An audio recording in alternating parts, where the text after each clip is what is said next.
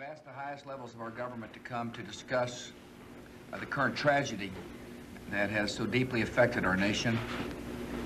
Our country mourns for the loss of life and for those whose lives have been so deeply affected by this despicable act of terror. I'm going to describe to our leadership what I saw, the wreckage of New York City, the signs of the first battle of war. We're going to meet and deliberate and discuss, but there's no question about it. This act will not stand. We will find those who did it. We will smoke them out of their holes. We will get them running, and we'll bring them to justice. We will not only deal with those who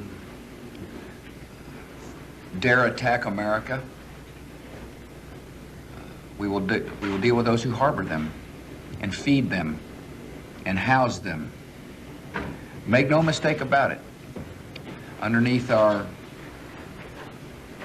tears is the strong determination of America to win this war.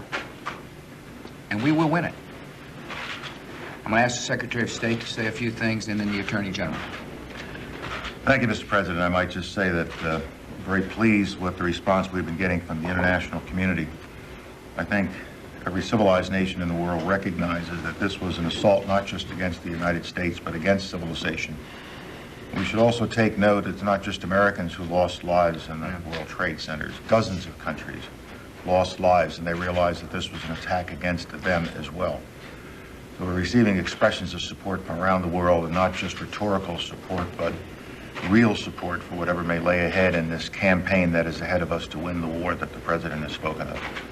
I might especially want to thank the President and people of Pakistan for the support that they have offered and their willingness to assist us in whatever might be required in that part of the world as we determine who these perpetrators are.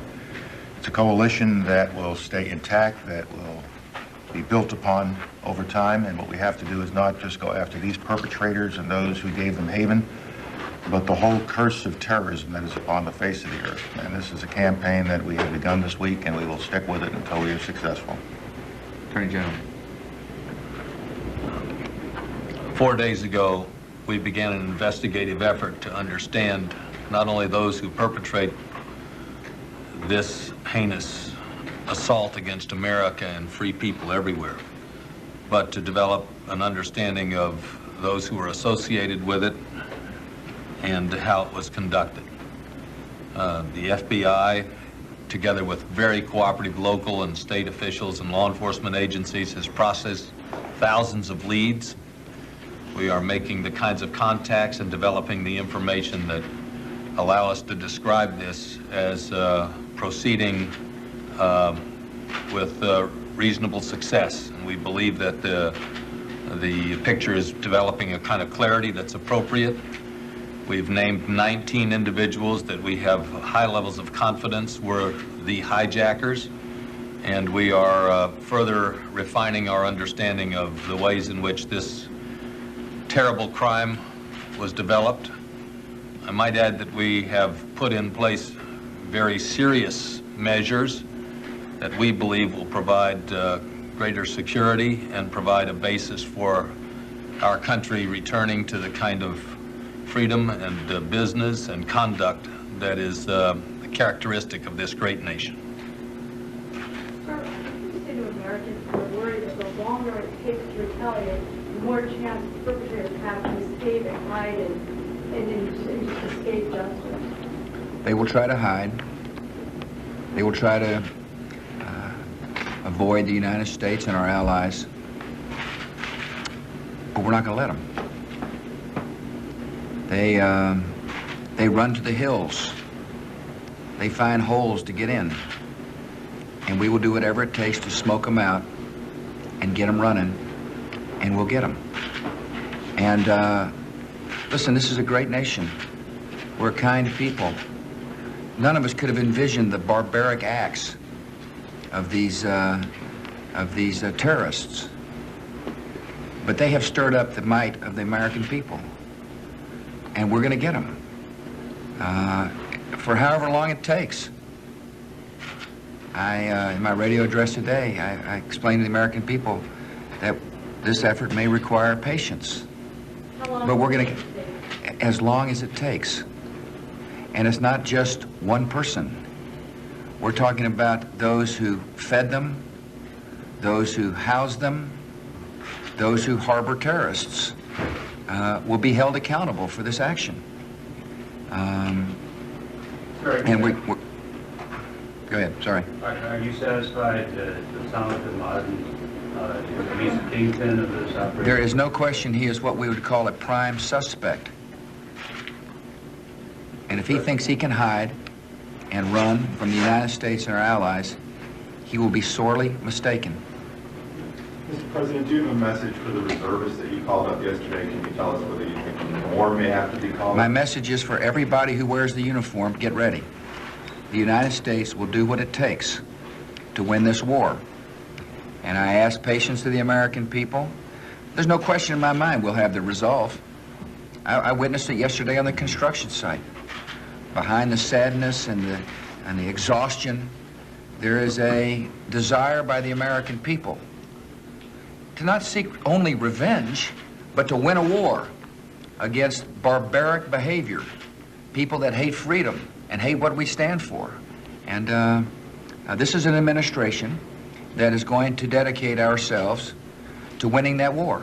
What did Pakistan say it would do to help the United States?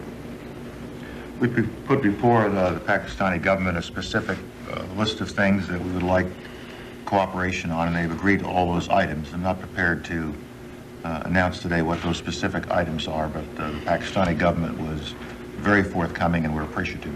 Mr. President, what kind of military options are you considering? This is an administration that will not talk about how we gather intelligence, how we know what we're going to do, nor what our plans are.